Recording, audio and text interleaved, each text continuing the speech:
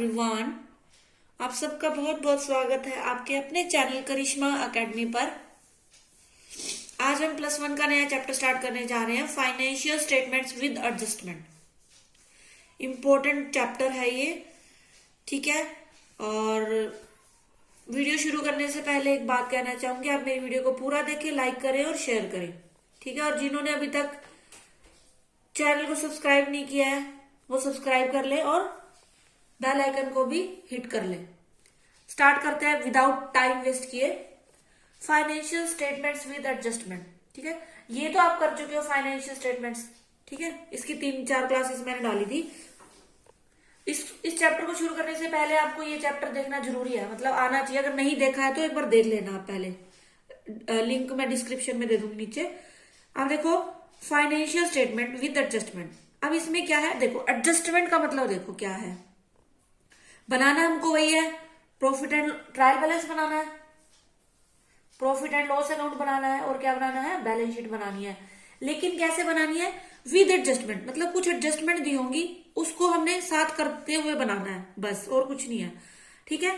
अब देखो एडजस्टमेंट का मतलब क्या है कि जो ना कहीं भी मतलब पहले उनका एडजस्टमेंट नहीं हुआ, मतलब वो अभी तक हमारे अकाउंट्स में रिकॉर्ड नहीं हुई है, कहीं भी रिकॉर्ड नहीं हुई। एडजस्टमेंट का मतलब ये है, ठीक है। फर्स्ट टाइम हमने उनको रिकॉर्ड करना है, ऐसे कह लो। देखो किस लिए करते हैं, पहले सबसे पहले ये देखो, कई बार क्या होता है कि जैसे हमने क्या किया, अपने अकाउंट क्लोज कर दिए, मतलब हमने क्या कर दिया, अकाउंट क्लोज कर दिए, 31 मार्च को करते हैं, ठीक है। उसके बाद हमें पता चला कि ना कुछ हमारे इस साल के ट्रांजेक्शन थे वो रह गए हैं, ठीक है। तो उन ट्रांजेक्शन के लिए हम क्या करते हैं, एडजस्टमेंट्स करते हैं कुछ, ठीक है। उसके लिए क्या बनाते हैं, जनरल एंट्री बना देते हैं, जिसको हम क्या बोलते हैं, एडजस्टमेंट एंट्री बोलते हैं।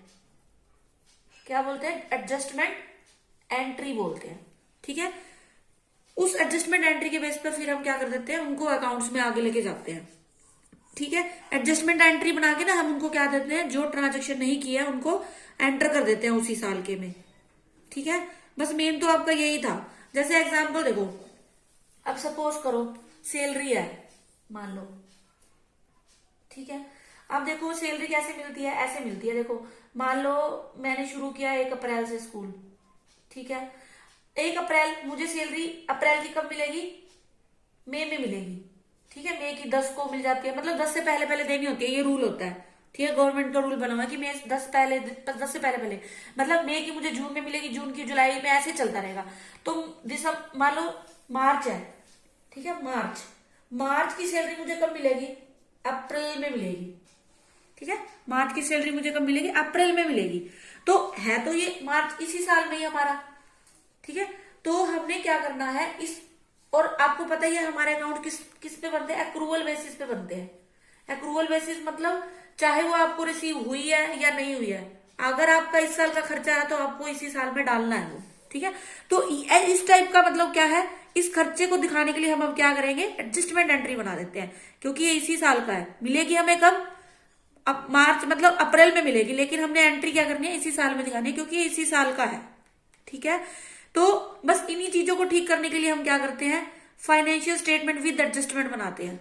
मतलब क्या करते हैं, उसके लिए एक एडजस्टमेंट एंट्री बनाते हैं, और फिर उस एडजस्टमेंट एंट्री के बेस पर उनको क्या लेके जाते हैं, अकाउंट्स में आगे लेके जाते हैं, ठीक है। अब देखो स्टार्ट करते हैं हम एडजस्टमेंट। पहले हम आज बेसिक करेंगे, फिर साथ साथ क्वेश्चन भी देखते चलेंगे। देखो सबसे पहली है हमारी क्लोजिंग स्टॉक की, सबसे पहली एडजस्टमेंट हम देखेंगे क्लोजिंग स्टॉक।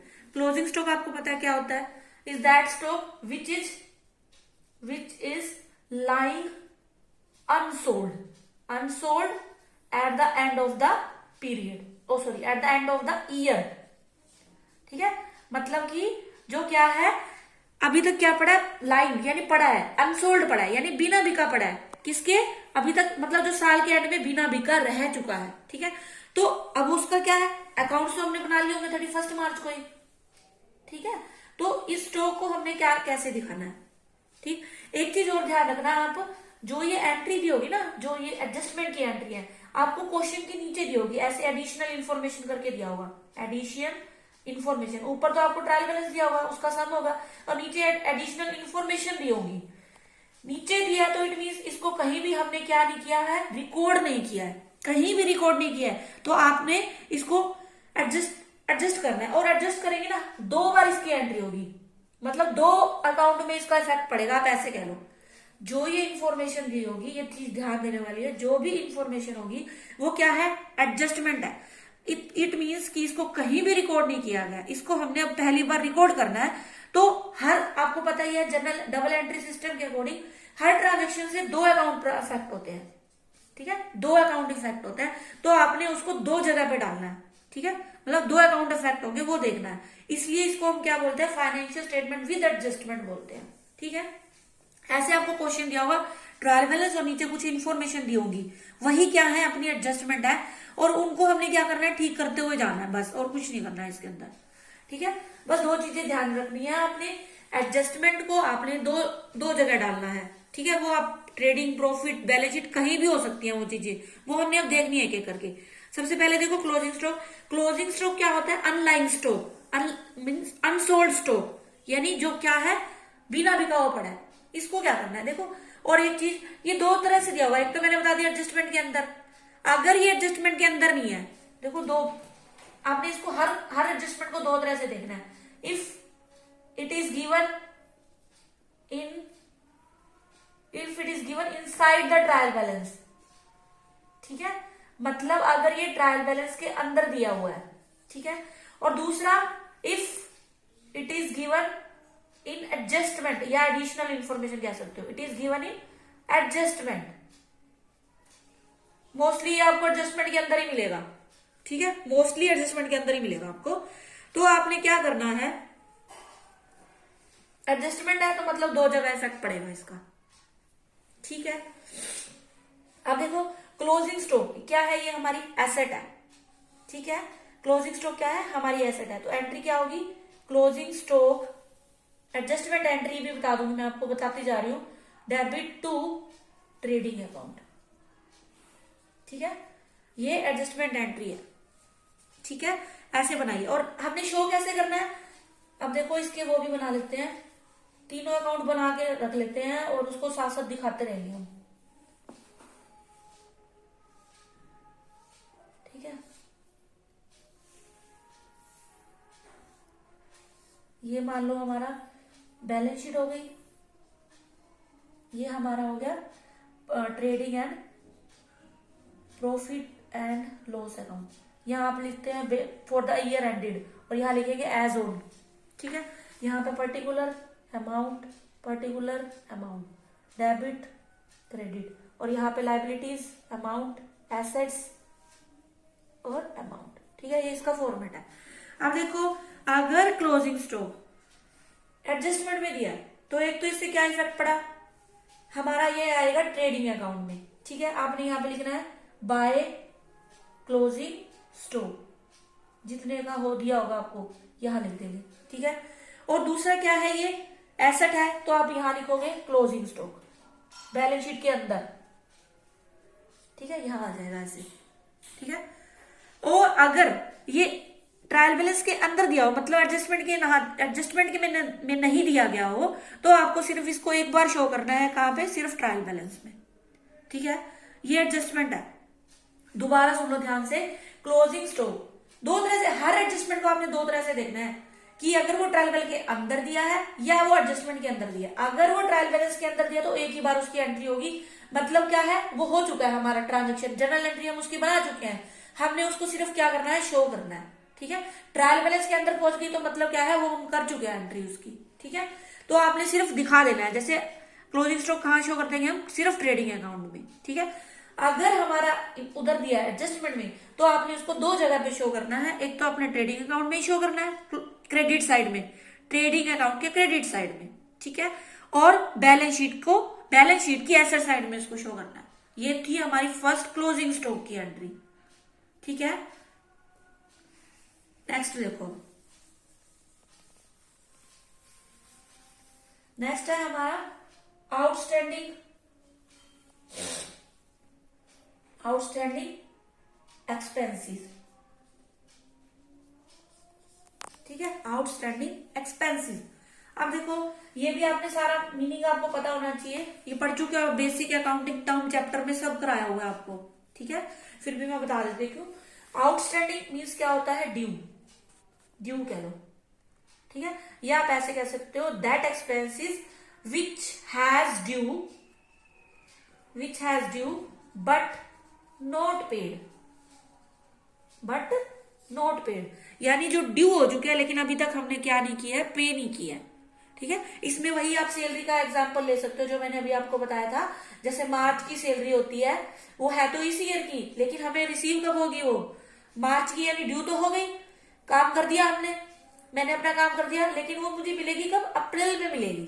तो जो ये मार्च की सैलरी है वो क्या है, ड्यू है, ठीक है। मेरी तरफ से मतलब मेरे लिए ड्यू बनती है, कंपनी या फर्म जो भी चीज है, ऑर्गेनाइजेशन है, स्कूल है, जो भी, उसने मुझे देनी है, ठीक है। तो फर्म की ये क्या है, जो भी स्कूल है, मान लो एग्जाम्पल के तौर पे, सबसे पहले तो इसका मीनिंग आपको पता होना चाहिए, क्या है, that expensive which has due but not paid, यानी ड्यू हो चुका है लेकिन अभी तक मुझे मतलब पे नहीं किया है, ठीक है। ऐसे कह लो, कंपनी की तरफ से, स्कूल की तरफ से, फर्म की तरफ से मुझे क्या हो चुके हैं, ड्यू हो चुके हैं, लेकिन मतलब मैंने अपना काम कर दिया लेकिन मुझे उसके बदले में पेमेंट रिसीव नहीं हुई, ठीक है।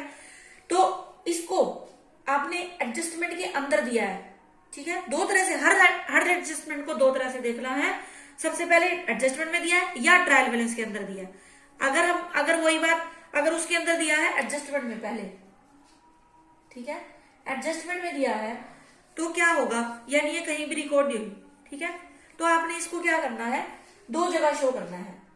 अब देखो सैलरी हुई होगी, जब सैलरी ऐसे पे करते हैं तो क्या करते हैं, salary account debit to cash, ये पेमेंट की एंट्री है, लेकिन अब मुझे कैश तो मिला ही नहीं है, ठीक है, कैश नहीं मिला ना मुझे, तो आप एंट्री क्या बनेगी, टू आउटस्टैंडिंग सैलरी, ठीक है, टू आउटस्टैंडिंग सैलरी, ये हमारी बनेगी एडजस्टमेंट एंट्री, ठीक है। Salary account debit to outstanding salary. अब इसको शो कहां करेंगे, देखो सैलरी जो है खर्चा है, ये तो ठीक है, क्या है ये, इनडायरेक्ट खर्चा है हमारा, वेजेस होता है तो वो कहा जाता है ट्रेडिंग में, लेकिन सैलरी कहा जाएगी हमारी प्रॉफिट एंड लॉस अकाउंट में। मैं आपको ऐसे ही बता देती हूँ, बार बार फॉर्मेट नहीं बनाऊंगी। सैलरी क्या है, खर्चा है, और कहा जाएगा ये, प्रॉफिट एंड लॉस में जाएगा, तो यहाँ लिखोगे।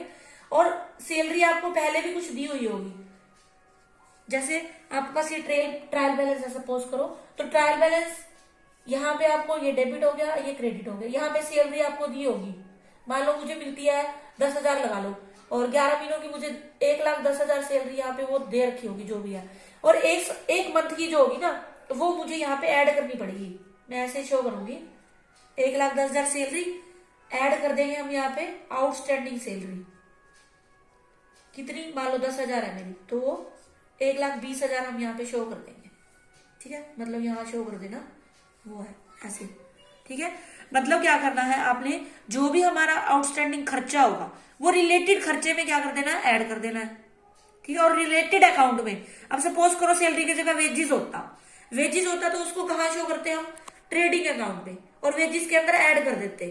तो अब ये क्या है, सैलरी है, तो सैलरी के अंदर हमने इसको ऐड कर दिया। आपको ट्रायल बैलेंस के अंदर और पहले वाली सैलरी भी दी होगी, उसके अंदर इसको ऐड कर देना, ठीक है। और दूसरा इसको कहाँ शो करोगे, ये लाइबिलिटी है, जो भी फर्म है, कंपनी है या स्कूल है, उसके लिए क्या है, ये लाइबिलिटी है, उन्होंने मुझे देना है, उसकी लाइबिलिटी है, तो ये बैलेंस शीट के लाइबिलिटी साइड में यहाँ पे शो होगी, ठीक है। ये बैलेंस शीट, यहाँ पे आप शो करोगे आउटस्टैंडिंग सैलरी, ठीक है, यहाँ अमाउंट शो कर दोगे, ठीक है। ये था, और अगर ये तो था पहला, अगर वो एडजस्टमेंट में दिया, अगर ये ट्रायल बैलेंस के अंदर दी होती, अगर ये ट्रायल बैलेंस के अंदर दी होगी, मान लो ये आपको ट्रायल बैलेंस दे रखा है, ऐसे ट्रायल बैलेंस दे रखा है, यहाँ पे आपको दे रखा है आउटस्टैंडिंग सैलरी, तब आपने सिर्फ इसको एक जगह शो करना है, कहां शो करोगे, बैलेंस शीट के अंदर शो कर दोगे, लायबिलिटी साइड में, बस, ठीक है, बैलेंस शीट के अंदर लायबिलिटी साइड में, ठीक है। अभी तक हमने दो एडजस्टमेंट की है, क्लोजिंग स्टॉक की और आउटस्टैंडिंग एक्सपेंसेस की। क्लोजिंग स्टॉक अगर वो एडजस्टमेंट में दिया है, ये चीज तो आपने हमेशा ध्यान रखनी है, अगर वो एडजस्टमेंट दिया है तो दो अकाउंटों में डालनी है हमने, ठीक है, और अगर एक में दिया तो कहाँ जाएगी, वो एक जगह पे जाएगी। अब अगर क्लोजिंग स्टॉक एडजस्टमेंट में दिया हुआ है तो कहाँ जाएगा, एक बार तो ट्रेडिंग में जाएगा और दूसरी बार ट्रेडिंग के क्रेडिट साइड में, और बैलेंस शीट में कहा जाएगा वो एसेट साइड में। ठीक है, और अगर आउटस्टैंडिंग एक्सपेंसेस है ये एडजस्टमेंट में दिया है तो ये दो जगह पे जाएगा, एक तो प्रॉफिट एंड लॉस के डेबिट साइड में जाएगा, मतलब वो आप देख लेना, खर्चा वेजिस है सैलरी है उसके हिसाब से, वेजिस है तो ट्रेडिंग में जाएगा, सैलरी है तो प्रॉफिट एंड लॉस में आ जाएगा, मतलब खर्चे के अंदर ऐड हो जाएगा। और अगर उसमें, और दूसरी जगह कहा जाएगा, बैलेंस शीट के अंदर जाएगा लायबिलिटी साइड में। ठीक है, और अगर ये ट्रायल बैलेंस के अंदर दिया तो एक ही बार शो होगा कहां पे, बैलेंस शीट के अंदर लायबिलिटी साइड में। ठीक है, आज हमने दो एडजस्टमेंट कर ली, स्टार्ट कर दिया है, मतलब बस आपने इन दो एडजस्टमेंट को देख लेना, फिर हम कल आगे और एडजस्टमेंट देखेंगे और फिर उससे रिलेटेड सम करते रहेंगे। ठीक है, 3-4 दिन में हो जाएगा ये चैप्टर, और इम्पोर्टेंट है, क्वेश्चन जरूर आता है इसमें से। और ये जो मैंने आपको आउटस्टैंडिंग एक्सपेंसेस बताया ना, इंपॉर्टेंट वो है, ये एडजस्टमेंट कह लो, इसमें से जरूर बन जाता है क्वेश्चन। ठीक है, बाकी हम आगे कल करेंगे। ठीक है, इसको अच्छे से देख लेना, और कल और एडजस्टमेंट लेके आएंगे, कल मिलते हैं नई वीडियो के साथ, तब तक के लिए टाटा बाय बाय, शब ख्याल।